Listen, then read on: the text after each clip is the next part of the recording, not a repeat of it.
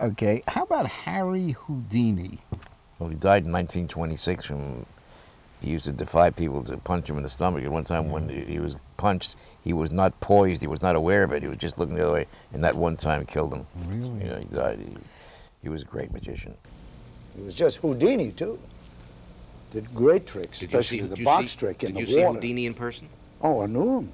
You knew Harry Houdini? Well, a young boy then, but I watched his tricks at the Palace Theater out in Brooklyn at the Bushwick Theater, where I lived in Brooklyn many, many years. Was the Tony Curtis movie Houdini authentic as to the way that Houdini died? No, it was, and it's created a great myth about how he died. He had a bad appendix anyway, and it ruptured, and then it was misdiagnosed because it was on the wrong side. He hung on for a whole week, finally turned to his brother Dash and said, "I'm tired of fighting," and died. And the strange thing is he died on Halloween.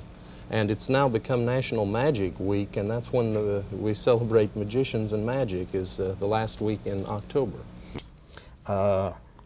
You're from Brooklyn. Yeah. And this show is called That's Brooklyn.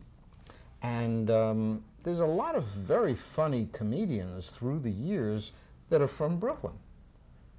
And, yeah, there are many murderers that are from Brooklyn. And there are many politicians from Brooklyn. There are many policemen, which we call pigs, are from Brooklyn. So being from Brooklyn is no thing for recognition, you know. Ah. Now, how about criminals from Brooklyn? You've got Willie Sutton, the bank robber.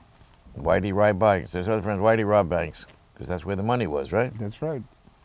In the meantime, I met a woman in her 90s who was friends with Willie Sutton when they went to elementary school. And years later, she sees him walking by her house, and they give each other a big hello and everything. Now, her husband is a cop, but he's not dressed. He's wearing his long johns. And she comes in, she says, "I just saw Willie Sutton." He says, "Which way did he go?" And she says, "This way." That's funny. That is funny. Now, another big gangster from Brooklyn is Al Capone. Good man. I met him in New York one time. I remember somebody said with me, there's the man who, they should rename this area Crime Square, not Times Square. He overheard that. He wasn't too happy with that. Barbra Streisand, of course, was my singer for 2 years, and I think she's the greatest. Isn't she from Brooklyn? Of course she is, yeah. Barbra Streisand told me that when she was young, she used to sit on her stoop at night in Brooklyn playing the records of Joni James. Remember Joni James? Yes. She was very popular in her heyday, Joni James. And she's been on my show 100 times.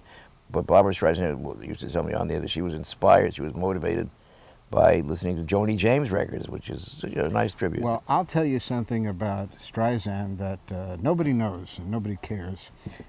She got a job working as a switchboard operator for a small advertising agency in Brooklyn years and years ago.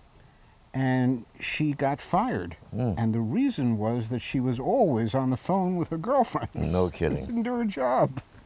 Well, I had Elliot Gould on my show recently, and he was the first husband, you know, and and he loves her. He looked in the camera and said, "Barbara, I love you. I want you to be happy." They had a son together, Jason. Yes. And Elliot Gould in his heyday was the busiest actor in the world.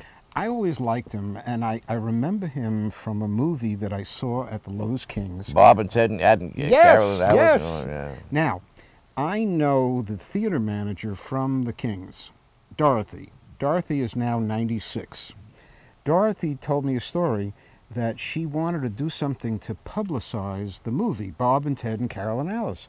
So there was a furniture store across the street, and she arranged to put a bed and 4 naked mannequins under the covers in the bed in the window of the store with the sign, Bob and Ted and Carol and Alice. Great idea. I got her a job as a waitress in Oscar's Salt of the Sea, a fish house on 67th Street. Yes, and 3rd Avenue. 3rd Avenue, yes. You know, you stood right near Channel 5, Dumont. Right. And she actually she lived upstairs. The owner of the place, Oscar, I forget his last name. He let her sleep up. He gave her an apartment. She lived there for about a few months. And she always smelled from fish. But she was, I mean, she is. It's a toss-up between Judy Garland and Barbra Streisand, the greatest singer of all time. That's right. That's what that I was. got she Barbra was all Streisand. about. Barbra was my singer. I got her a job as a waitress in Oscar's Salt of the Sea, a fish house on 67th Street. Yes, and and 3rd Avenue. 3rd Avenue, yes. You know, you stood right near Channel Channel 5, 5, Dumont. right, And right. she actually she lived upstairs. The owner of the place, Oscar, I forget his last name. He let her sleep up. He gave her an apartment. She lived there for about a few months. She always smelled from fish. But she was, I mean, she is. It's a toss-up between Judy Garland and Barbra Streisand, the greatest singer of all time. That's right. And just get happy about it now. With happy days are here